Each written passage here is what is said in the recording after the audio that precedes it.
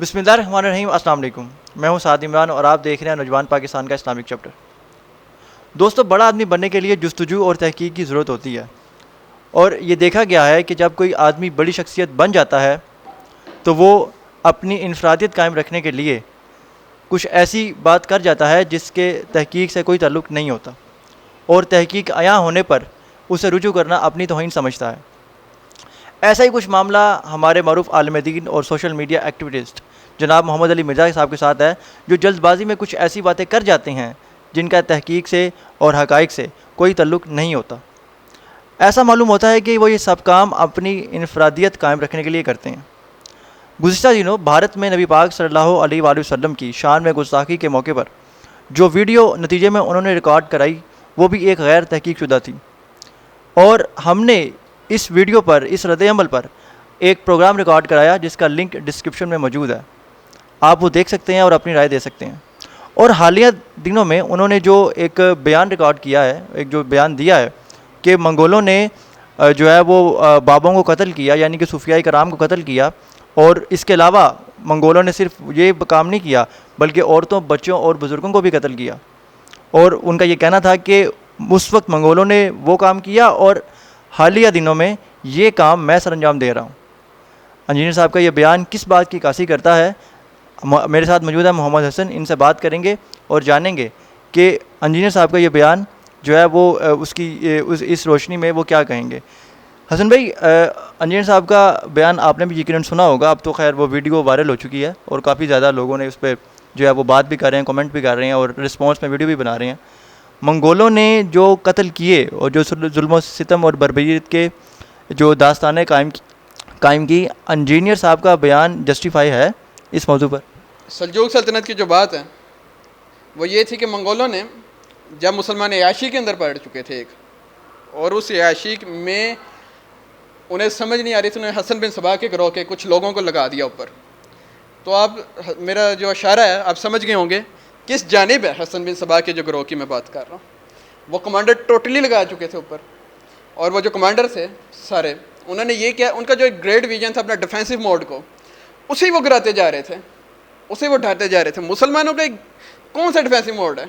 قتال مسلمانوں کی, اللہ کے رسول اللہ صلی اللہ علیہ وسلم نے فرمایا میری امت کی تلوار عزت ہے, سربلندی تلوار کے اندر ہے. اس نے مسلمانوں کی فوج 1.5 لاکھ سے کم کر کے 10,000 پہ لے ہے. یہ ہوتا ہے اس کا نتیجہ جب آپ کے جرنیل, آپ ایسے جرنیل لگاتے ہو جو نااہل ہوتے ہیں اور ویژن سے خالی ہوتے ہیں, اپنی امت کی ڈیفینس سے خالی ہوتے ہیں.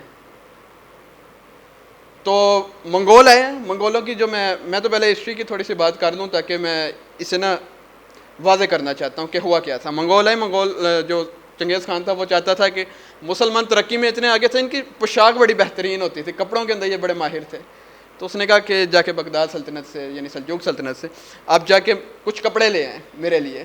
تو سفیر آیا, انہوں نے پہلے گردن اڑا دی, سیکنڈ ٹائم آیا اڑا, پھر اس نے تھرڈ ٹائم بھیجا, پھر اڑا دی.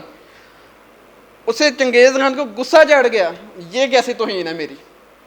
وہاں سے وہ اٹھا اور اس نے آیا بغداد سلطنت میں مسلمانوں کو شہید کیا. اپنی فوجیں ہم نے کم کر چکے تھے, اتنا شہید کیا کہ بغداد خون سے تر ہو گیا. اب افسوس کی بات یہ ہے, اپنے آپ کو ایک منگول بھائی کہہ رہے ہیں, میں ایسا نہیں کہتا, بڑی عزت ہے, اور وہ تو خود کو کہتے ہیں میں ایک ذمہ دار شخص ہوں, اور ہے بھی ذمہ دار شخص ہے, وہ ایک ذمہ داری کے ساتھ بات کر رہے ہیں, اور ہمیں ان سے امید بھی آگے کہ توقع بھی ہے کہ وہ ذمہ داری سے بات کریں گے اس چیز کو, اور ذمہ داری سے ہی ہائی لائٹ کریں گے اس چیز کو. میں کیسے سوچ سکتا ہوں, رسول اللہ کیا کہہ سکتے ہیں یہ؟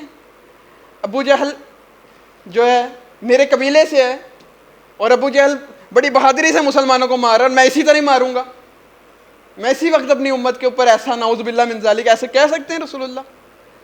جہاں مائیں بہنیں قتل ہو رہی ہیں, ہمارے بچوں کو سلیکٹر کیا جا رہا ہے, اور میں خوشی سے کہوں کہ میں آج مسلط ہو گیا ہوں آپ کے اوپر, آپ کو ویسے میں قتل کروں گا. میں آج کے دور کا وہ ہوں. اللہ کے رسول نے کیوں نہیں مشابہت دی اپنے آپ کو ان کفار سے, نعوذ باللہ من ذالک, حالانکہ اللہ کے رسول کے قبائل میں سے تھے, وہی خون میں سے تھے. کیا اللہ کے رسول نے اس طرح کہا ہے؟ ہم منگول ہیں کوئی؟ کیا ہم کافر کو پریفریبل کریں گے جب ہمارے مسلمانوں کو مار رہے ہیں؟ کس حد تک ہم وہ ڈپریشن کا شکار ہیں, اندر سے وہ احساس کمتری کا شکار ہیں کہ ہم اپنے مسلمانوں کے ایک ویژن کو خراب کر رہے ہیں, اپنے نوجوانوں کو کون سا درس دے رہے ہیں ہم. پھر ہمیں منگول کی یہ تاریخ تو بتائی جاتی ہے, ہمیں یہ نہیں بتایا جائے منگول سلطنت پھیلی کہاں ہے. پورا چین پہ قبضہ تھا ان کا, یورپ کی جانب قبضہ تھا, روس کی جانب قبضہ تھا. عثمانیہ نے منگولوں کی گردنیں کاٹ کاٹ کے اڑا دی. دوسری جانب علاؤدین خلجی, آپ نے افغانستان تک پہ منگولوں نے قبضہ کیا, آپ کو معلوم ہے, اور سرنڈر کیا تھا افغانیوں نے اس وقت. لیکن دلی سلطنت کا وہ شہزادہ علاؤدین خلجی رحمہ اللہ علیہ, جنہوں نے کروڑ لاکھوں مسلمانوں کا بھی اور لاکھوں ہندوؤں کا بھی خون بہنے سے بچایا, وہ کہا کہ میں جاؤں گا. انہوں نے کہا, ڈسکشن ہو رہی تھی, منگولز تو بہت پاورفل ہیں, کون لڑے گا؟ وہ شیر مسلمان کھڑا ہوا, اس نے بولا کہ میں ان سے لڑوں گا. 5 سے زیادہ دفعہ منگولوں کو شکست دی ہے, ہند پہ ایک دفعہ بھی قبضہ نہیں کیا منگولوں نے, اس شیر مسلمان نے. اور یہ بھی میں کنسیپٹ, آپ یہ کہیں گے کہ منگول تو ایک علیحدہ, یعنی نا ترک اور منگول تو ایک ہی ہیں, ہم ان کی نسل سے ہیں. یہ بھی بہت بڑا جھوٹ ہے تحریک کا. ترک ایک علیحدہ قبیلہ ہے جو قزاقستان کا ہے, قزاقستان کے علاقوں کی جانب پھیلا تھا, اور منگول ایک علیحدہ قبیلہ ہے, اور ان جی منگولیا سے ہے, اور ان دونوں کی ٹکراتی تھیں. یہ دونوں علیحدہ علیحدہ قبائل ہیں, اور ترکوں نے جو قتل کیا انہیں, آج 100 سال پہلے دیکھیں جب ہمارا زوال شروع ہوا تھا, جامعۃ الازہر کی بات ہے, مولوی بیٹھ کے بتاؤں کیا ڈسکشن کر رہے تھے. جب اس کے حکمران نے آگے پوچھا, مصر کے انگریز فوجیں آ چکی ہیں, فرانس آ چکا ہے, ہم نے اب کیا کرنا ہے. ڈسکشن یہ ہو رہی تھی وہاں بیٹھ کے کہ بخاری دا ختم شروع کرو, اللہ تعالیٰ مدد کرے گا. اور یہی روم سلطنت کی بات ہو رہی ہے, جب انگریزوں نے اپنی ہسٹری کروسیڈرز نے لکھی ہے, ہمیں رومی بتایا کرتے تھے کہ مسلمان جب مارنے آئے تم عیسیٰ کے آگے جھک جاؤ, اور کہتا مسلمان ہمارا صفایا کر کے چلے جا چکے ہوتے تھے. وہی عادات زوال کی ہمارے اندر آ گئی کہ بخاری شروع کرو, ان سے پہلے بخاری کا ختم ہونے سے پہلے جامعۃ الازہر کے مولویوں کا ختم کر دیا تھا گوروں نے. اس لیول تک ہم اپنا ویژن کو لوسٹ کر چکے ہیں.